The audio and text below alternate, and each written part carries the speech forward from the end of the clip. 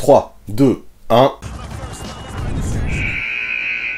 Salut à tous, comment ça va? Moi ça va super bien parce qu'aujourd'hui il faut que je vous présente un pote spécial qui va participer à la vidéo d'aujourd'hui. Et ce pote, si je vous dis qu'il est spécial, c'est vraiment qu'il est spécial. Je le connais depuis plus d'une quinzaine d'années, depuis qu'il est arrivé en France en fait, et le temps qu'on a passé ensemble est incalculable. En fait ce qui est cool c'est qu'il est tout le temps disponible, 24 h sur 24, 7 jours sur 7, mais moi je le vois plutôt le soir, souvent jusque très tard, et j'ai passé plus de nuits avec lui qu'avec n'importe quelle autre fille, désolé. Allez viens League-Pass, je crois que c'est le moment de te présenter. Comment tu vas aujourd'hui?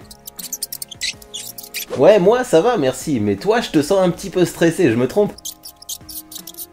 Tu me fais rire, t'es trop mignon avec tes petits bruits, et t'inquiète pas, ici y a que des gens gentils, tu vas vite le calmer ton stress. Ben ouais, t'as raison, tout va redescendre une fois que vous vous connaîtrez un peu mieux, donc je pense que ça va être justement le moment de te présenter à tous les gens qui te regardent là maintenant.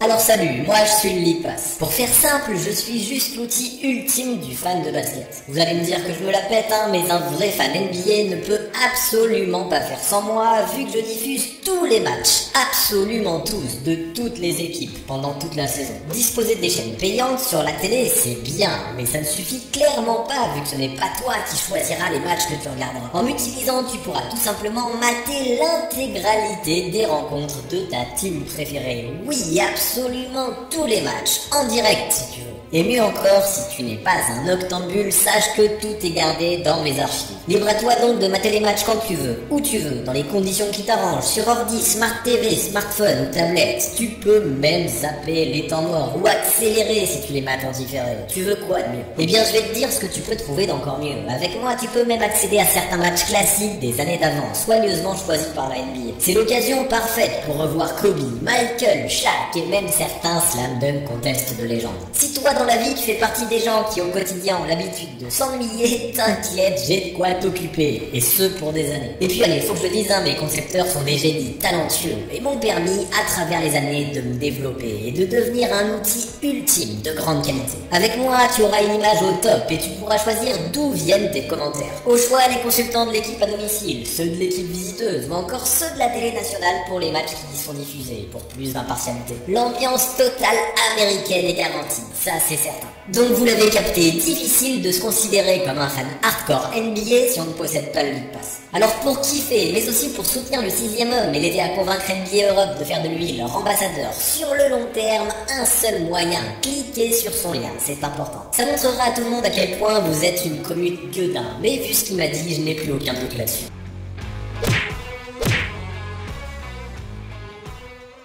Bon, vous l'avez capté, si vous voulez permettre à la chaîne de se développer et d'obtenir un avenir radieux, cliquez sur mon Smart Link, là, mon lien, qui est dans la description pour commander votre League-Pass. Montrez-leur la mif que vous êtes de vrais fans, et comment ensemble on est bien plus fort. Surtout que rappelez-vous, la semaine dernière, afin de vous remercier, mais aussi afin de fêter ça, on a lancé un super concours avec un abonnement au League-Pass à la clé, mais aussi une toute nouvelle playlist appelée Change My Mind.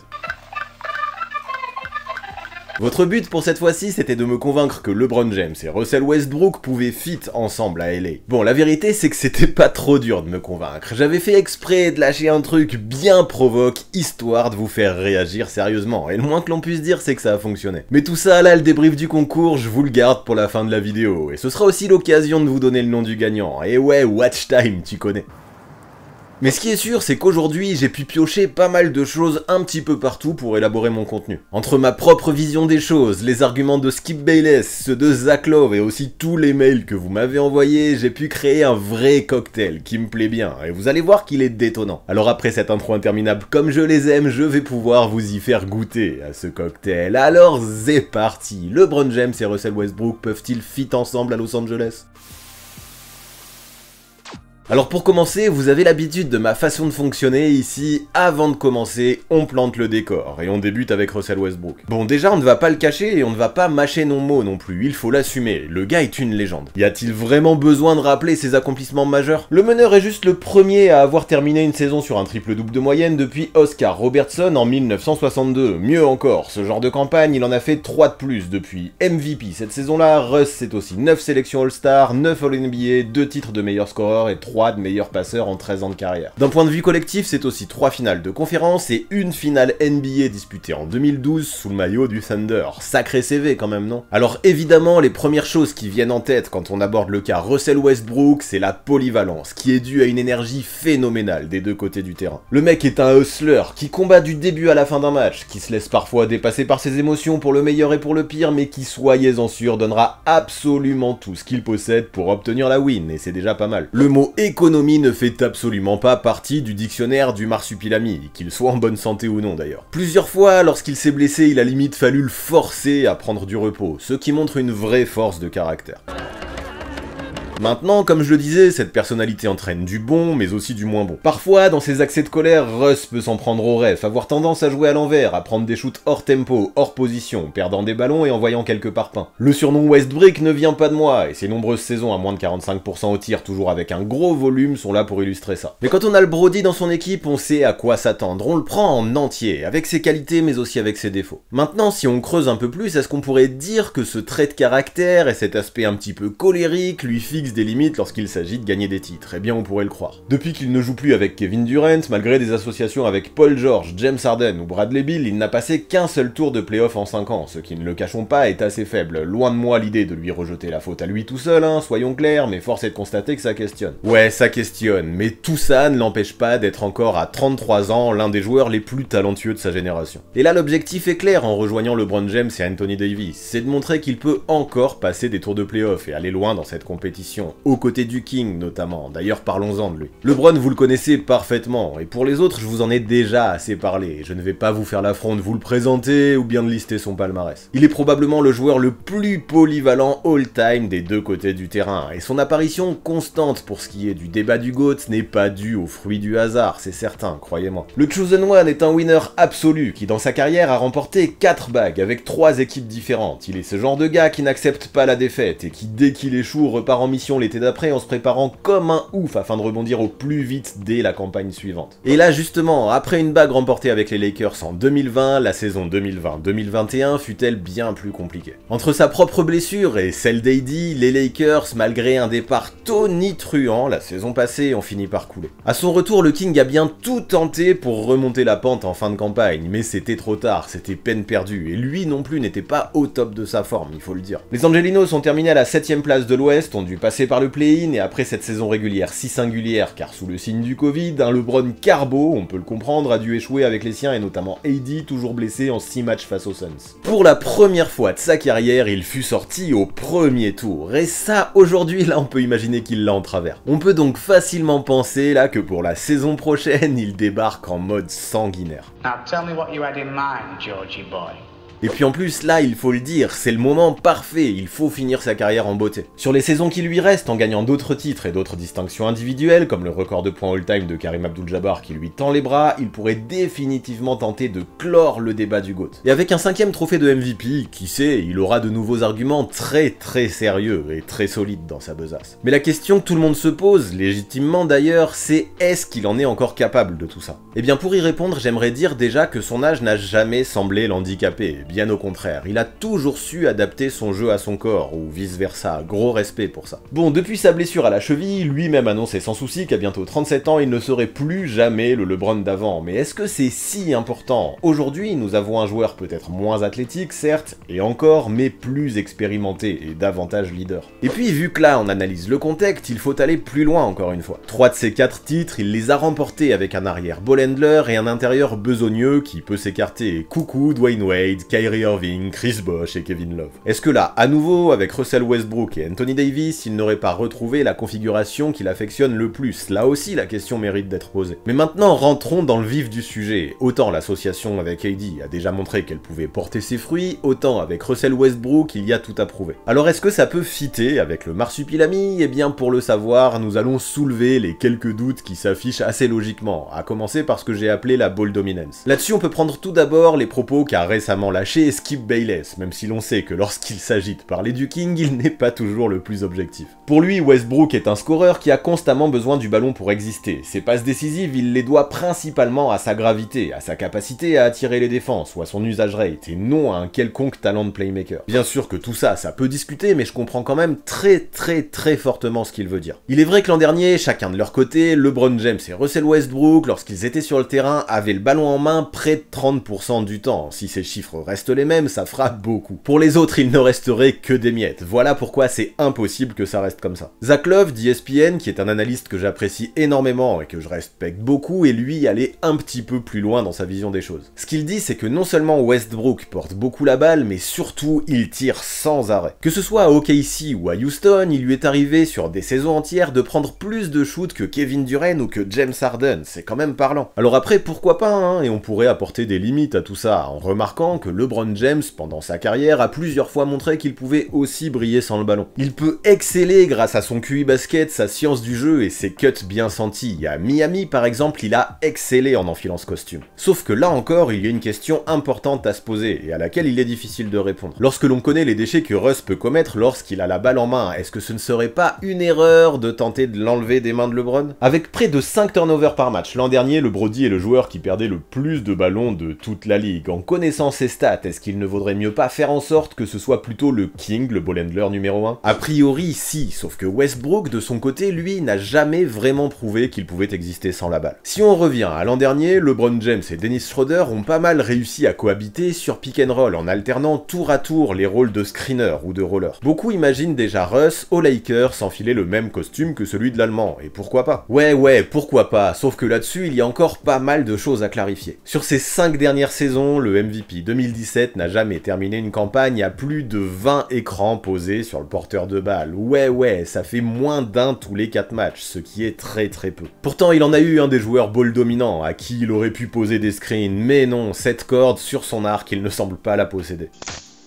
Alors moi je veux bien qu'on lui file ce rôle de poseur d'écran, mais en est-il capable? Pour l'instant je n'en suis pas du tout sûr, et j'ai même tendance à penser que non. Westbrook est un joueur qui marque la majorité de ses buckets en ISO, notamment sur ses drives, c'est comme ça qu'il brille le plus. L'an dernier, 46% de ses points venaient de pull-up jumper qu'il se créait seul, et sur lesquels il tournait à moins de 40% de réussite, ce qui est plutôt médiocre. Heureusement il compensait par son volume et son intensité, ça le sauvait un peu dans le domaine je dois dire, dans ce genre de tir rejeté par les analytics. Mais il faut être conscient aussi qu'avec un joueur comme LeBron à ses côtés, il pourrait sembler contre-productif de continuer à jouer de la sorte. Attention, ça ne veut pas dire que je considère Russ comme un mauvais joueur, loin de là, car pour créer son chemin vers le cercle lorsqu'il porte la balle, il n'a que peu d'égal. Ça veut surtout dire que je pense qu'avec LeBron, il aura l'obligation d'adapter son jeu en apportant de toutes nouvelles choses sur la table. Et ça, pas certain qu'il puisse le faire. En tout cas, il a encore tout à prouver dans ce domaine. Surtout qu'autour de ça, une deuxième grosse question s'ajoute. Parfois, pour que deux stars évoluent ensemble, il suffit qu'une des deux s'écarte pour devenir alors une menace à 3 points, afin de créer des espaces à l'autre. Les gars alternent ensuite dans ce rôle-là, en fonction du flow du jeu, en fonction du tempo, et en fonction de qui est chaud, et ça fonctionne généralement. Aujourd'hui, de toute façon, vous les connaissez, les plans de jeu en NBA, on essaye tout le temps d'ouvrir au maximum la raquette pour laisser des champs libres à ceux qui veulent driver. C'est tout simplement pour ça que l'on attend de plus en plus souvent, même des intérieurs, qu'ils puissent sanctionner de loin. Mais revenons au Marsupilami, et près de 80% de ses tirs sont pris à 2 points, dont une grande majorité dans la peinture. C'est ça son jeu, et on peut le comprendre vu que son adresse de loin à 31% est loin d'être bonne. C'est son profil, on ne va pas le changer, il est comme ça, et beaucoup d'adversaires l'ont compris, et pas mal de coachs arrivent à adapter leur défense quand ils jouent face à Westbrook. Rappelez-vous des Lakers eux-mêmes lors des playoffs 2020 qui avaient réussi à complètement faire déjouer les Rockets en défendant très loin sur Russ et en l'obligeant à tenter sa chance de loin, souvent avec peu de succès. Et lorsqu'il voulait attaquer le cercle et driver, comme il adore le faire, il avait Anthony Davis qui l'attendait et qui était prêt à tout protéger. Compliqué donc. Alors pas le choix, il a arrosé, et sur la série, il a cumulé un 7 sur 27 à 3 points. C'est vilain, très vilain, et pour les adversaires des Lakers, l'an prochain, la solution pour les embêter semble toute trouvée. Alors vous allez me dire qu'il suffit potentiellement d'inverser les rôles et d'utiliser davantage Westbrook comme un organisateur, un playmaker qui va créer pour les autres, mais je ne suis pas forcément d'accord avec ça non plus. Comme je l'ai déjà dit, je veux que ce soit LeBron qui porte le plus la balle, ce serait bien dommage de n'en faire qu'un spot-up shooter. Ici on ne parle pas de JJ Redick, un sniper d'élite qui adore se faufiler derrière les écrans pour ensuite sanctionner à 3 points. Non, on parle bien du King, un joueur qui peut briller sans la balle, oui, mais grâce à des cuts qui se concluent bien souvent dans la peinture. Il est capable de mettre de loin aussi, c'est sûr, mais non seulement c'est loin d'être sa spécialité, mais en plus ce n'est pas comme ça que je veux le voir jouer si je veux qu'il soit efficace. Zach Love, dans son article, insiste par exemple sur le fait que les Lakers auraient mieux fait de courtiser Buddy Hield plutôt que Russell Westbrook en termes de spacing notamment, et ça je peux le comprendre. Le spacing est probablement devenu la notion ultime dans les plans de jeu de la NBA d'aujourd'hui, et forcément quand tu associes Russell Westbrook et LeBron James sur un même terrain, tu sacrifies des choses dans ce domaine, c'est sûr. Maintenant, certains d'entre vous vont me dire que l'attaque demi-terrain ne fait pas tout, et vous avez raison. N'empêche que surtout dans une équipe qui prend de l'âge, cet aspect du jeu est primordial. Rappelez-vous comment les Lakers ont remporté leur titre en 2020, et puisque l'on parle d'âge, justement, on va développer un petit peu ce domaine. Cette saison, les Angelinos seront tout simplement l'équipe la plus âgée de la ligue, avec une moyenne de 30 ans et 4 mois dans l'effectif. Pour info, la moyenne d'âge de la ligue cette saison est de 25 ans et demi. Le Thunder, équipe la plus jeune, affiche 23 ans au compteur. Le Heat, deuxième team, la plus âgée, elle, est à 29 ans, soit 1 an et 4 mois de moins que les Lakers. La différence est loin d'être anodine. Et forcément, déjà, on entend les comparaisons avec les flops retentissants que les Lakers ont vécu en 2004 ou en 2013. Dans chacune de ces deux situations, on avait associé d'immenses stars, dont la majorité était plutôt âgée. Si en 2004, les Californiens sont tout de même allés jusqu'en finale NBA, en 2013, dès le premier tour, ils se sont fait totalement sweeper par les Spurs. Un massacre. Et surtout, vous savez quoi? Aucune de ces deux teams ne présentait une moyenne d'âge supérieure à 29 ans. Ok, la majorité des cadres étaient âgés, mais sur le banc, on avait une flopée de jeunes explosifs et dynamiques, prêts à rentrer sur le terrain et tout péter lorsque les starters commençaient à tirer la langue. Bon, là, quand même, dans la QV 2021 des Lakers, on aura Malik Monk, Kendrick Nunn et Talen Horton-Tucker.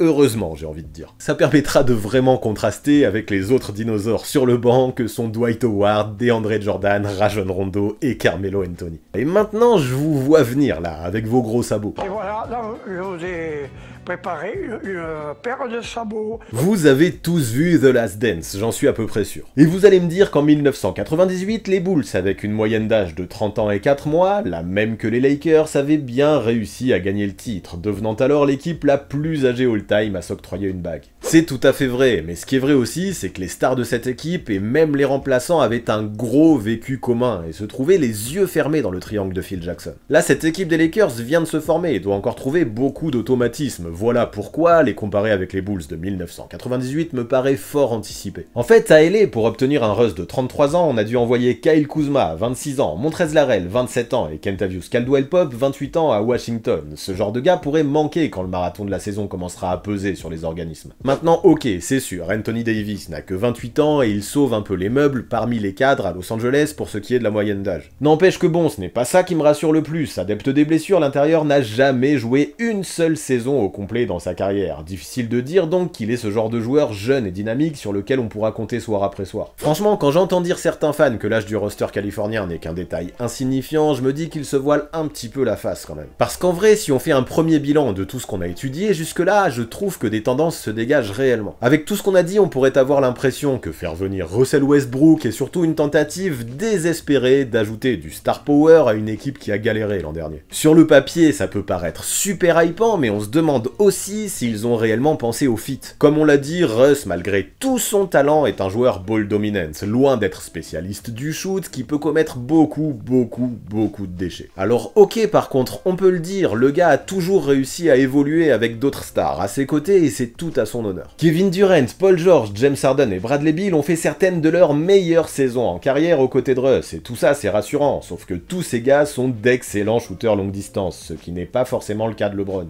Il sait le faire, hein, mais ce n'est clairement pas l'un de ses talents principaux, puis ce n'est pas tout en plus. Ça s'est vu à Houston il y a 2 ans, créer une alchimie avec Russ, ça ne se fait pas en claquant des doigts. Il lui a fallu du temps à Russ pour trouver sa place dans le Texas, et même une blessure de James Harden, ça aussi il faut le prendre en compte. Là aux Lakers, il faudra non seulement qu'il s'adapte à LeBron, mais aussi à AD. Jamais le marsupilami n'a joué avec un intérieur aussi dominant, et ça aussi ça interroge. À mon sens, ceux qui croient que juste aligner des noms sur un papier suffit pour qu'une team performe comme par magie se mette le doigt dans l'œil. Et oui, le basket est un sport collectif qui demande une vraie cohésion, pas seulement un sport où chacun agit de façon individuelle, chacun à son tour. Alors maintenant, calmez-vous, j'en vois certains d'entre vous qui deviennent tout rouges derrière votre caméra, et dites-vous que je fais exprès de tomber dans l'extrême pour que vous vous rendiez compte que ce feat n'est pas non plus une évidence. Mais en vrai, j'en étais déjà conscient, comme vous avez tous très bien su me le dire dans vos mails, il y a de vraies raisons également d'être hypé par cette association, et c'est bien ça qu'on va étudier maintenant. Mais avant, il faut que je vous demande un truc. Êtes-vous bien abonné à cette chaîne? Grâce à vous, la semaine dernière, on a franchi la barre des 40K. C'est un truc de grand malade. En me lançant, en vrai, jamais je pensais qu'on atteindrait un jour ce chiffre. Et pourtant, je me dis qu'il pourrait être encore bien plus haut quand je vois le nombre que vous êtes à regarder les vidéos sans avoir cliqué sur ce satané bouton rouge. Alors c'est le moment là, faites pause sur la vidéo au moins pour checker que l'abonnement est encore actif et let's go, tous ensemble on va aller chercher les 50K, allons toucher les étoiles.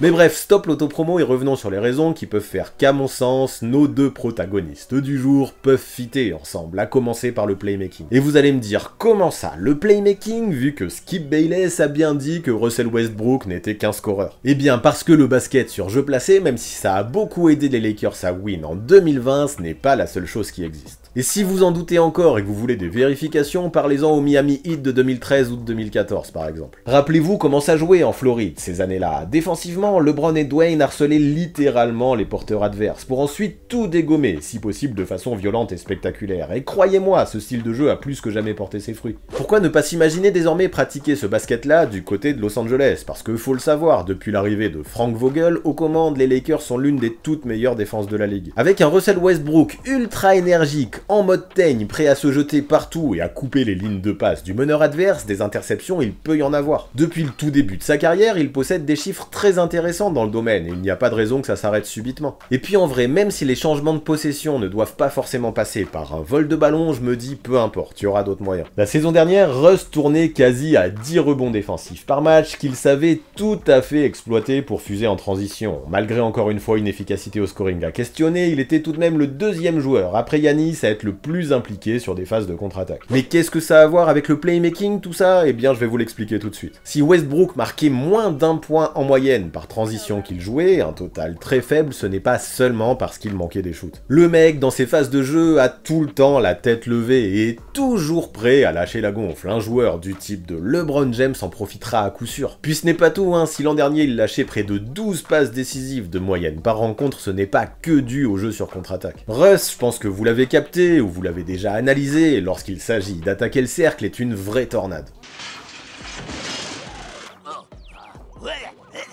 Le mec, grâce à ses qualités sur ses drives, attire forcément les défenses sur lui et crée des décalages, c'est logique. Ça lui permet de lâcher la balle au shooter dans ces moments-là, ou encore au cutter, et tiens, on l'a déjà dit, LeBron excelle lorsqu'il s'agit de couper pile dans le timing. Dans le drive and kick, Russ est un expert qui pourra permettre au King d'être soulagé d'une partie du playmaking et de retrouver un rôle qui était le sien à Miami par exemple, où il scorait 27 points par match les yeux fermés. Alors ok, en termes d'organisation, ce n'est pas du Chris Paul, loin de là, mais ça reste du playmaking et c'est toujours très important. D'ailleurs, revenons à Houston encore une fois et rappelez-vous comment ce style de jeu a été super efficace en deuxième partie de saison. Les défenses ne montaient pas sur Russell Westbrook, peu importe. Le meneur s'est mis à driver et encore driver, mangeant tous les espaces que lui laissaient ses adversaires grâce à son explosivité. Puis si ses qualités athlétiques de Golgoth lui ont permis d'aller chercher beaucoup de points faciles, il ne se limitait pas qu'à ça. Lorsque s'attrapait, il lui suffisait d'envoyer la gonfle à son pote barbu qui se faisait un plaisir de conclure. Bah ouais, à l'époque, tout le monde ne possédait pas un Anthony Davis pour limiter un Russell Westbrook et protéger la peinture. Et puis soyons francs, c'est aussi grâce à Russell Westbrook que James Harden a remporté son 3e trophée consécutif de meilleur scoreur de la ligue en 2020. Et outre LeBron, je me dis que AD aussi pourra profiter de cette gravité créée par Mister Triple-Double grâce à sa faculté à stretch puis à cut.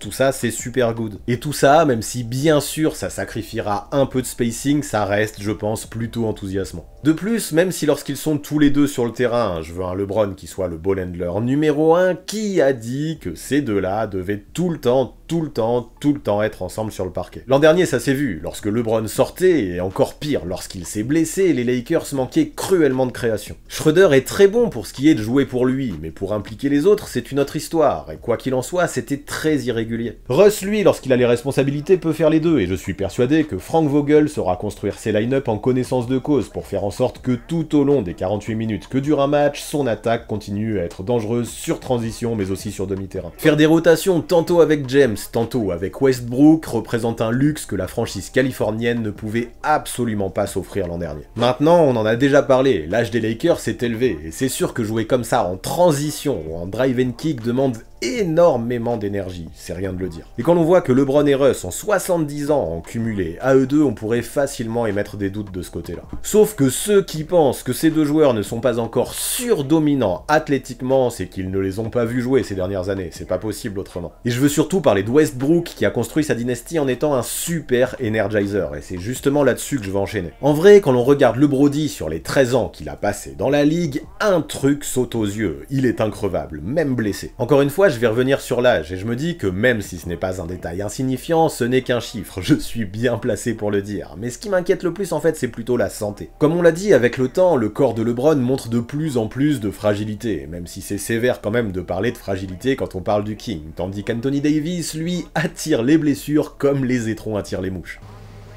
Entre les pépins physiques et le load management, il y a fort à parier que ces deux gars, encore une fois, manqueront pas mal de matchs la saison prochaine. Et ça, on l'a vu l'an dernier, ça peut être fatal. Après un départ en fanfare à 22 victoires pour 7 défaites seulement, les Lakers ont connu une deuxième partie de saison à 20 wins et 23 loses, quand les pépins physiques et la fatigue ont commencé à montrer le bout de leur nez. Et c'est bien là que débarque Westbrook et son physique d'Iron Man. Même à 33 ans, le meneur se remet des blessures plus vite que quiconque, et même à 33 ans, il ne manque des matchs que dans des cas extrêmes. Il y a donc fort à parier que lorsqu'on se décidera à reposer certains starters, lui sera là, en tenue, prêt à carry la team. Puis faut être conscient que dans ces situations, d'un coup, tous les problèmes de fit qu'on évoquait plus tôt s'envolent complètement. En l'absence de LeBron par exemple, non seulement Russ pourrait avoir tous les ballons qu'il veut, mais en plus c'est ça qui lui sera demandé, mettre constamment une grosse pression sur la défense adverse. Bien sûr ça n'empêchera pas ses choix parfois approximatifs, mais on s'en fout en fait, c'est le joueur qu'il est, un mec intense, boosté à l'adrénaline et à l'énergie, qui j'en suis sûr apportera beaucoup grâce à cet aspect lorsque les jambes commenceront à être lourdes pour certains. Si ça permet à l'effectif le plus âgé d'arriver bien classé en play-off tout en étant en pleine forme, à toute blinde, cette énergie qu'apportera Russ n'aura pas de prix. Et puis bon, ce qui m'a plu aussi, c'est que son arrivée à Los Angeles cet été a rendu les Lakers plus attractifs. Déjà, le climat californien et l'opportunité de jouer avec LeBron plaisaient beaucoup aux vétérans ring chasers, mais maintenant avec Russell Westbrook, c'est encore mieux. Pendant l'off-season, de Trevor Ariza à Carmelo Anthony, en passant par Kendrick Nunn, Wayne Ellington, Dwight Howard, Rajon Rondo ou encore Kent Bazemore, les Angelinos ont réussi à fortement densifier leur rotation. Tout ça à prix réduit en plus. Quand on entend dire à droite à gauche que Russ est un poison pour ses coéquipiers, je me dis quand même qu'il y a de l'abus quand je vois tous les gars qui sont prêts à venir le côtoyer tout en faisant une croix sur une partie de leur salaire. Non, Westbrook, il a sa façon de jouer, il a son caractère, mais en tant que coéquipier, je suis assez persuadé que c'est un modèle au vu de l'intensité qu'il donne tous les soirs. Maintenant, c'est vrai qu'encore une fois, on pourrait avoir l'impression que tous les noms que j'ai cités juste avant, c'est seulement une liste de joueurs non complémentaires et sans alchimie, mais allons plus loin encore. Avec tous ces gars, je pense que Frank Vogel va pouvoir se régaler en établissant ses line-up. Il a d'ailleurs déjà annoncé qu'il allait décaler Bron au poste 4 et AD en 5, afin de pouvoir mettre deux gros shooters dans le 5 autour du trio qu'ils formeront avec Westbrook. Wayne Ellington et Malik Monk peuvent tous les deux correspondre à ce profil, tant tous les deux sont des snipers d'élite.